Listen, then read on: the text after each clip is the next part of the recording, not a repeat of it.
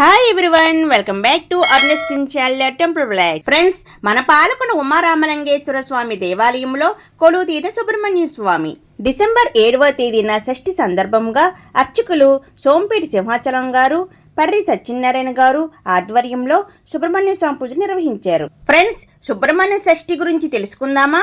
సాధారణంగా ప్రతి నెలలో వచ్చే శుద్ధ షష్ఠి రోజున సుబ్రహ్మణ్య స్వామిని ఆరాధిస్తాం. అయితే మార్గశిర మాసంలో వచ్చే శుద్ధ షష్ఠి రోజున మాత్రం శివపార్వతుల కుమారుడు సుబ్రహ్మణ్యేశ్వరుడు జన్మించిన రోజుని సుబ్రహ్మణ్య షష్ఠిగా జరుపుకుంటాం. అదే రోజున సుబ్రహ్మణ్య స్వామిని పూజించడం వల్ల రాహుకేతు దోషాలు, కాలసర్ప దోషాలు, కుజ దోషాలు తొలగిపోతాయి అని భక్తులు నమ్ముతారు.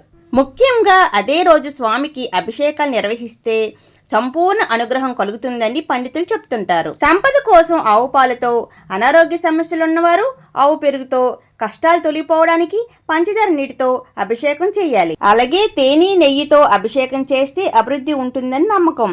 ఎర్రటి మందార పువ్వులంటే సుబ్రహ్మణ్య స్వామికి ఎంతో ఇష్టమటండి. మందార పువ్వులతో అలంకరిస్తారు. నిమ్మకాయ, కందిపప్పును స్వామి వద్ద సమర్పిస్తారు. సుబ్రహ్మణ్య స్వామి పూజా కార్యక్రమం చూద్దామా?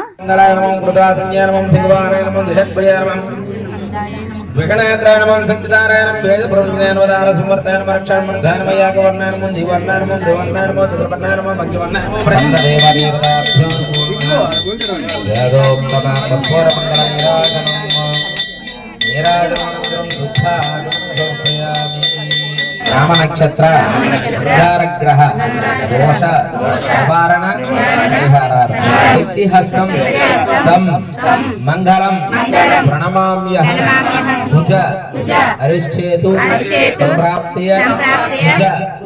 ఫ్రెండ్స్, షష్ఠి రోజున సుబ్రహ్మణ్య స్వామి పూజ చూశారు కదా? నచ్చితే లైక్ అండ్ సబ్స్క్రైబ్ చేయండి. ఎవరికైనా షేర్ చేయండి ప్లీజ్. కామెంట్. మరెన్నో కొత్త వీడియోలతో కలుద్దామా?